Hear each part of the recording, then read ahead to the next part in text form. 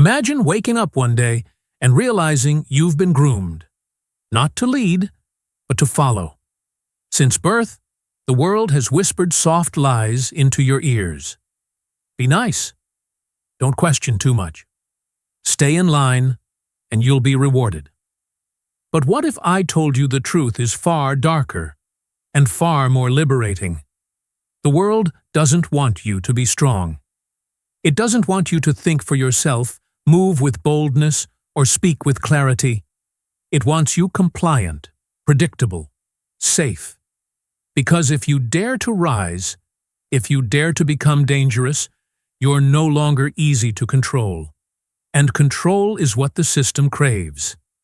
Look around you. The loudest voices are often the most hollow. The biggest smiles often hide the deepest weakness. And those who tell you to just be yourself are often the first to shame you when you actually do. In a society that rewards conformity, strength becomes rebellion. That's why they tell you not to be assertive, because they're afraid of what happens when you stop asking for permission. That's why they label ambition as greed, because they fear what happens when you stop playing small. But here's the truth. The world doesn't get better by you staying quiet. It changes when you get loud, not with noise, but with action. This video isn't about feel-good motivation. This is about awakening the part of you that's been sleeping for too long. The part that knows you were meant for more than survival. You were born to lead. But leadership doesn't begin with a title or applause. It begins with a decision to stop being a sheep and start being the wolf. Over the next few chapters, we're diving deep into Machiavelli's darkest, most empowering truths. Not to manipulate others, but to finally take back control of your own life. Because the truth is simple. If you don't lead your life, someone else will. So I'll ask again. The world wants you weak. Will you let it? You may think the truth speaks for itself. That if you work hard, if you're honest, if you're good, the world will see it and reward you. That's the lie you've been told. Here's the truth. It doesn't matter what you are. It matters what they think you are. Niccolo Machiavelli, the man who dared to write The Prince, understood something most people still deny. Perception isn't just a tool. It's the entire battlefield. He wrote, "Men judge more by the eyes than by the hands. Everyone sees what you appear to be. Few experience what you really are." It's brutal, it's cold, and it's true. You can be intelligent, courageous, principled. But if you appear weak, uncertain, indecisive, no one will follow you. Worse, they'll use you, walk over you, forget you. That's not injustice, that's reality. So ask yourself, what image do you project? Because if you don't control it, someone else will. Maybe it's your boss. Maybe it's your friends. Maybe it's social media, feeding you a curated version of who you should be, one like at a time. You become a mask, a performance, a reflection of others' expectations. But the wolf doesn't wear disguises to be accepted. He crafts perception as a weapon, not to deceive, but to protect what's his and to move with intent. Because in a world where everyone's watching, image is influence. You don't have to be the loudest. You don't have to beg for approval. You have to walk like you know who you are and why you're here. That presence, that confidence, that is not born from arrogance. It is born from clarity, from knowing your values, your mission, and your strengths.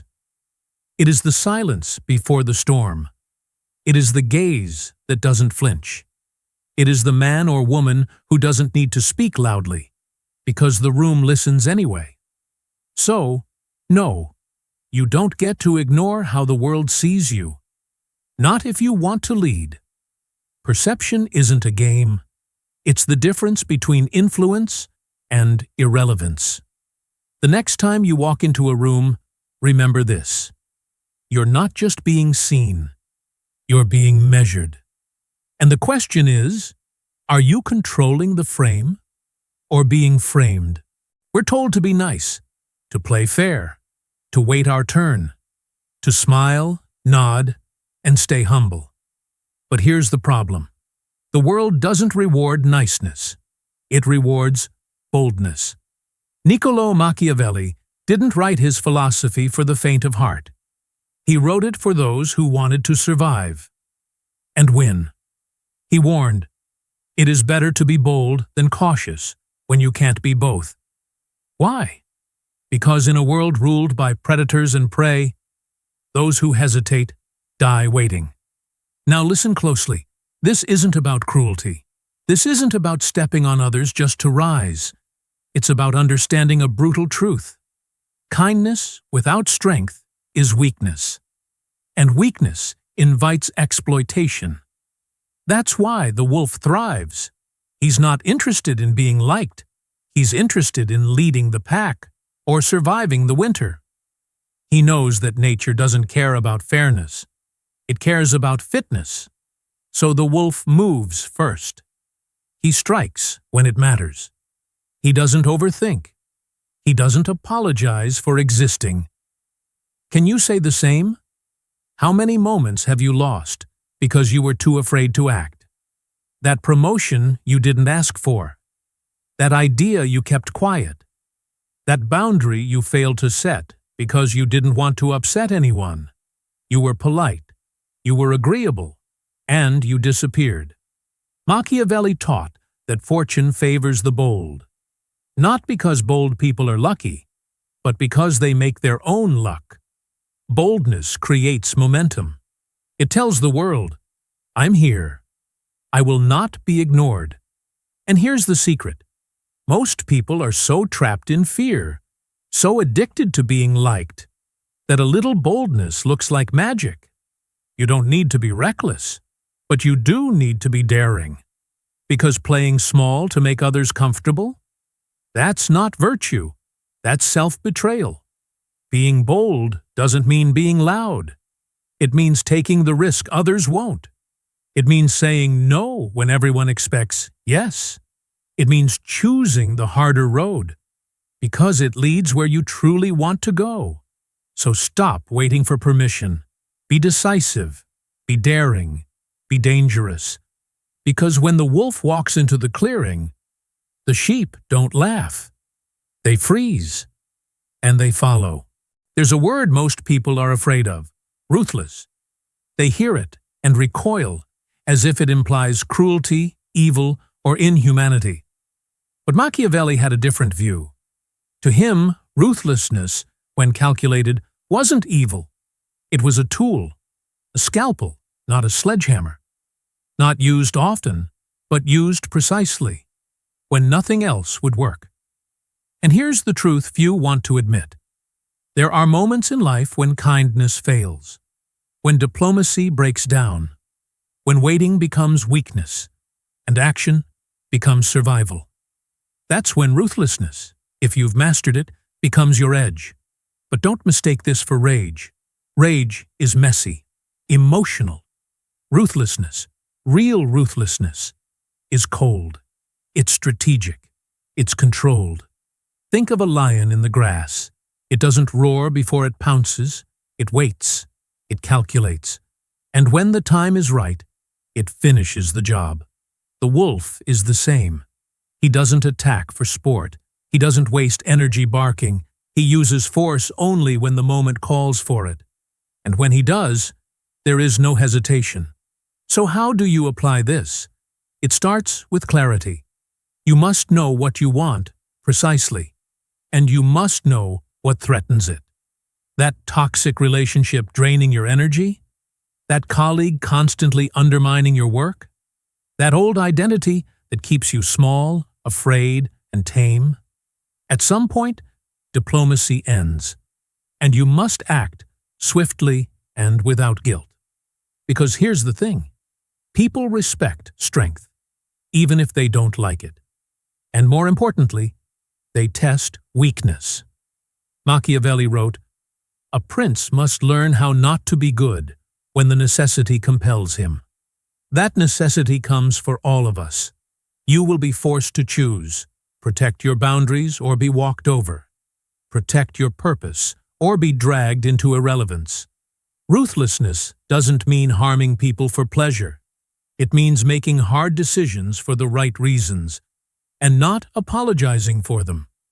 So ask yourself, where in your life are you being too soft?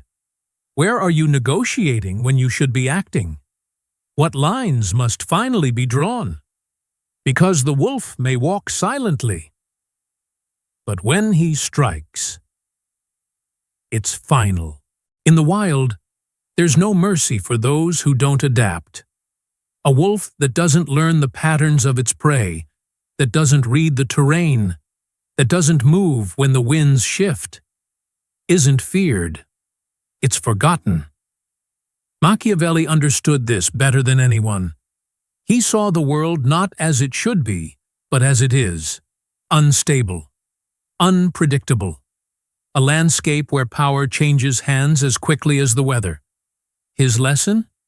If you do not evolve, you will be eaten. Adaptability for Machiavelli was not a luxury. It was a requirement for survival. He wrote, "The man who adjusts his behavior to the times prospers, while he who clings to old ways perishes." In other words, the wolf survives not because it is the strongest, but because it is the most responsive. So, what does this mean for you? It means every situation demands a new version of you. The version of you that succeeded 5 years ago? He's not enough today. The world moved. The game changed. Are you still playing by the old rules? Maybe you're clinging to outdated beliefs. That hard work alone guarantees success. That being nice means people will treat you fairly. That life owes you something for showing up. It doesn't. The wolf learns fast. He studies the terrain. He listens when the wind carries new signals. And he moves, even if it means abandoning the old trail. And here's the brutal truth. Most people would rather stay comfortable than survive. They resist change. They pretend the world will slow down for them. But wolves? They evolve. They become what the world demands. Or they vanish. In a time of economic shifts, cultural chaos, and digital wars of perception, staying still is a slow death. So ask yourself, where are you refusing to adapt? What parts of your identity no longer serve you? What new skills, mindsets, or strategies must you develop now, before it's too late? Because survival today isn't about being a lion, roaring into the void. It's about being the wolf in the shadows, silent, aware, ready to change and strike, adapt, or be devoured. Power is never handed to you. Not in politics, not in relationships, not in life. People don't give away power. They protect it. They cling to it. They guard it like it's their last breath. So if you're waiting for the world to recognize your greatness, you'll die waiting. Machiavelli knew this truth long before modern society tried to mask it with platitudes. He wrote, "Men judge generally more by the eye than by the hand." Translation? Perception is the real power. What people believe about you often matters more than what's actually true. You could be competent, brilliant, and full of potential, but if you look weak, if you sound uncertain, if you act like you're seeking approval, then the world will treat you like a pawn. Because the world doesn't see your intentions, it sees your image, and your image is a weapon or a leash. That's why wolves command perception. They walk into a room with presence. They speak when it matters, and when they do, people lean in. You don't have to be arrogant. but you do have to be undeniable. This is the art of strategic visibility. Not being loud, being clear, not trying to please, but making people feel they can't ignore you. Ask yourself, what message are you broadcasting through your posture, your words, your silence? Because make no mistake, people are always watching, and they're always deciding. Do you lead or do you follow? In Machiavelli's world, and ours, appearances are armor. They repel attacks, they signal strength, and they tell the world, this one cannot be manipulated. So if you want real power, don't wait to be chosen. Choose yourself. Craft the perception. Control the narrative. Become the one who sets the tone, not the one reacting to it. Because the truth is simple. Power isn't earned by being nice. It's seized through clarity, control, and the courage to project who you really are, even before the world believes it. And when perception aligns with intention, you stop chasing power. You become it. Chaos is not out there. It's not in the news. It's not in the economy, the politics, the storms, or the noise. Chaos is inside you. And until you learn to tame it, you'll never lead. You'll only react. Machiavelli didn't preach control over nations before mastering control over the self. Because true influence, the kind that shapes decisions and bends outcomes, starts where the world can't see it, inside your mind. Think about it. What derails most people? It's not some external disaster. It's panic. It's impulse. It's fear disguised as logic. It's an untrained mind turning every challenge into catastrophe. But the wolf, the true leader, knows better. When chaos erupts, the sheep run in circles. They wait for someone to tell them what to do. The wolf? He stands still. He observes, not reacts. He breathes before he moves. Because he knows, control isn't a reaction. It's a choice. Here's the secret Machiavelli hinted at, time and time again. The most dangerous man is the one who stays calm while everyone else loses their head. He doesn't just survive the storm, he uses it. Why? Because emotion clouds strategy. And strategy, not strength, decides who rises. When you master your internal world, you become untouchable. Not because the world gets easier, but because your response becomes sharper. You begin to see opportunities others miss. You act with precision when others act from panic. You stop chasing control and start embodying it. So ask yourself, when things go wrong, do you spiral? Or do you focus? Do you react like a sheep? Or respond like a wolf? Because leadership is not about shouting louder. It's about thinking clearer. It's not about fixing the storm. It's about becoming the calm within it. And once you master your inner chaos, you no longer fear the world's disorder. You command it. Because in Machiavelli's world, power doesn't go to the strongest. It goes to the one who sees through the chaos and remains unmoved. You've been taught to wait. Wait for the green light. Wait for approval. Wait for the right timing. But here's the truth. Machiavelli screamed between the lines. The world doesn't give permission to lead. You take it.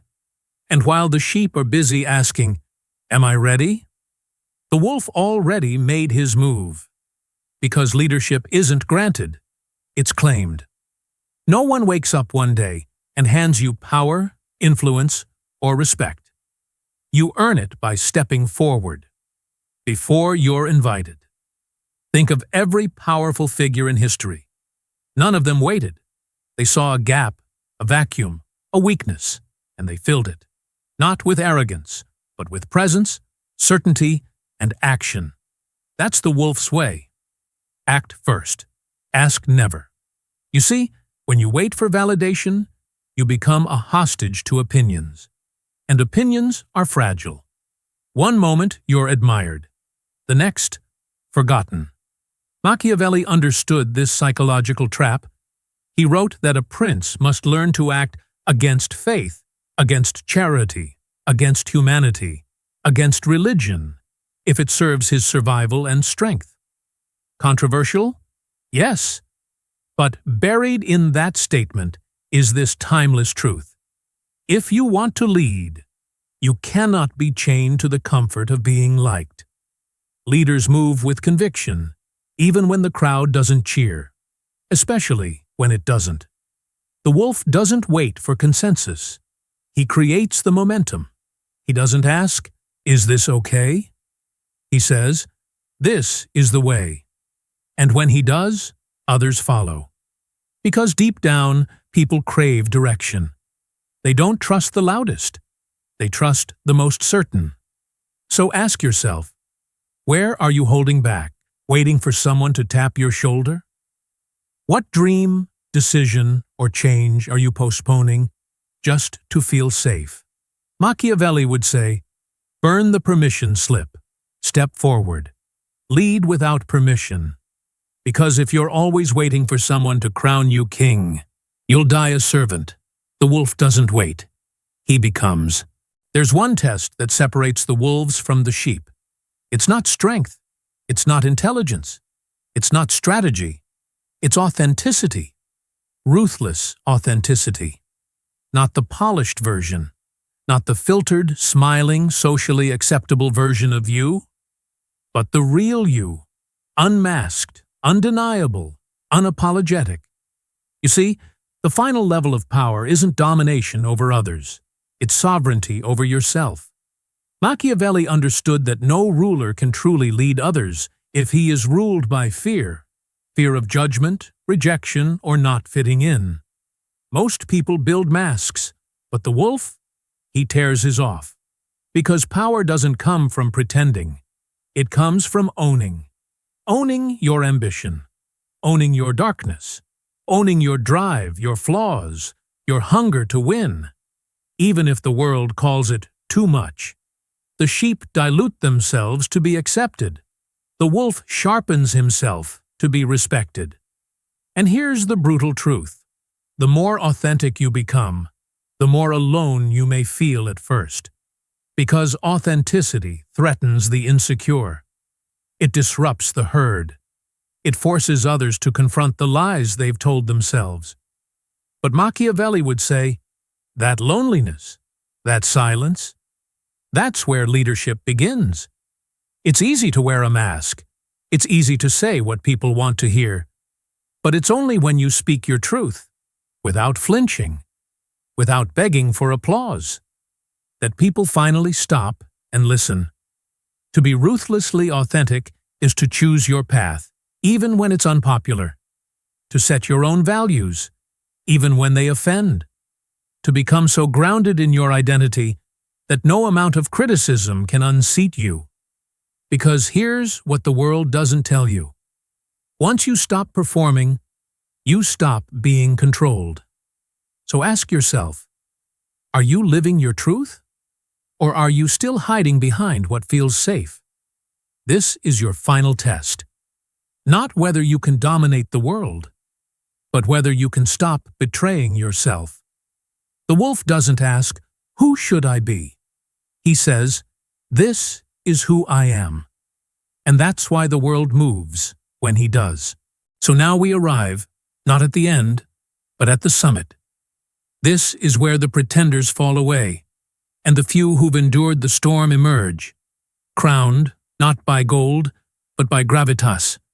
You see, true power isn't declared. It's felt. It walks into the room before you do. It doesn't beg. It doesn't shout. It simply exists and commands. Machiavelli knew this. He knew that respect is not a gift. It is not handed out by the crowd. It is earned step by brutal step, by a life lived with precision, clarity, and force of will. You want to be the crowned one? Then live like your choices matter. Because they do. Live with intention. Every word calculated. every move deliberate, every relationship strategic. But understand, respect doesn't come from being feared alone. It comes from being revered, because those around you see that unlike the sheep, you do not fold under pressure. You do not explain yourself to fools. You are rooted, unmovable, inevitable.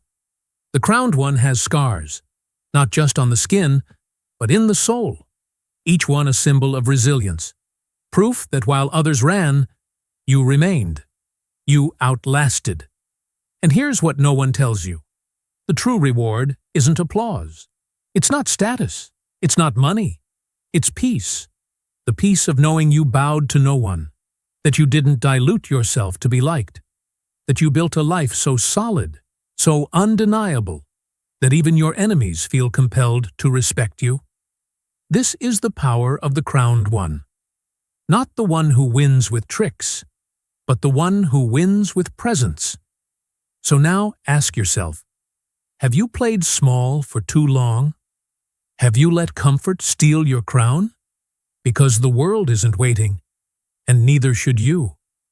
Build your life like it's a fortress. Lead like no one's coming to save you. Speak like every word matters. And move like the wolf you were born to be. The throne doesn't need permission. It only needs someone bold enough to take it. So go. Be crowned, not with approval, but with respect.